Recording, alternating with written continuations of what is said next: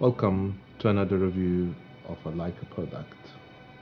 My name is Oz Yilmaz, and I'm a professional photographer who happens to love Leica products. Today, I'm going to discuss two different lenses. One is called the Noctilux f0.95 and the previous versions. Now, in this first part of this review, I will mention the history, so we are very familiar with the way the lens works. Later on, I will show the applications on the second part of our video, and I'm hoping that you will watch the second part as well. Now, the Noctilux is a very special lens because it is one of the fastest lenses in the world. The current time 0.95 lens is reputed to be the fastest 50mm in the market. Now, I want to take you back in the history where it all began. First, Noctilus was designed by Helmut Marx. It featured a very unique design which allowed it to be at 1.2 aperture, which was a very fast lens at the time.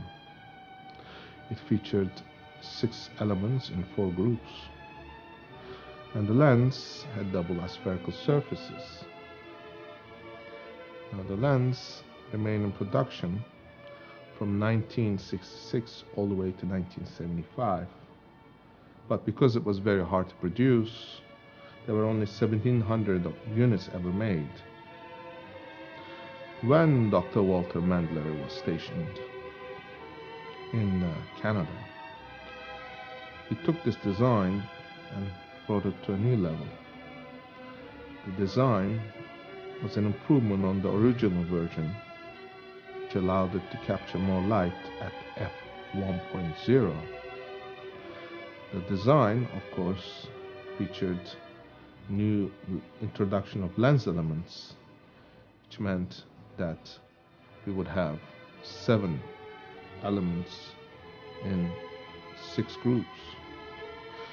The lens that you see here is one of Dr. Mandler's design. The lens was very special, but it remained in production for almost 30 years with minor changes. The weight of the lens remained the same. The elements and the grouping remained the same. Built-in lenses were introduced in 1993. The first production phase was from 1976 to 1978, and then proceeded from 1978 to 1982. From 1982, we had production to 1993. Now, that period marks a period where everything was pretty much done by hand. All the grinding, all the surfaces, they were done to produce a lens that became legendary. And the weight was at 580 grams. Now, the next phase was from 1993 to 2008, which marked the last period of Dr. Mandler's design. But the lens had changes that were introduced. And these changes meant that the weight of the lens would go up. And it did. It became 630 grams. Now, it featured, as I said, built-in lens hood, which reduced the flares. The final stage of the production was phased out, and of course, Leica Canada, as we know, L10 was sold, and the production was continued in Germany. Now, the new version of the lens, which you see here, is at 0.95. was designed by Peter Card, also designed the Simulux 50mm or the 75mm Summicron Apple f2. This design is very unique. because this design allowed the lens to capture 11% more light. Of course, the design was changed with 8 elements in 5 groups. The weight went up to 700 grams from 630. As a result, this lens became the new Noctilux. One important feature, though, about this lens is the inclusion of 6-bit coding, which allows the lens to communicate with the digital cameras, virtually marking the new era of digital cameras to be used on Leica products. Now, at one point you will understand when we discuss the use of this lens why this is so important, especially in terms of vignetting and the correction of other elements.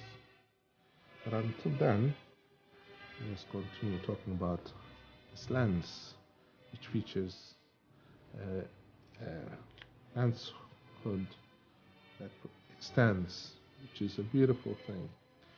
It has a E60 filter thread, which means a 60mm thread, which was also used in the previous versions, and is significantly larger than other Leica lenses. Comparably, if you put this next to a 50mm Summicron Apple, you will find that this lens is significantly bigger and weighs about twice as much. But it has a very unique characteristics, one being the bokeh. Bokeh, which comes from the word from Japanese, means the out of focus area, which, as you know, determines how the subject is in relation to the background. Now, certain types of photography, like portrait photography, requires to have bokehs that will isolate the subject from the background. Other times, you would want to use a lens like this at wide open aperture to capture photographs in low light situations. That we shall get into in the next part of our video. Thank you for watching.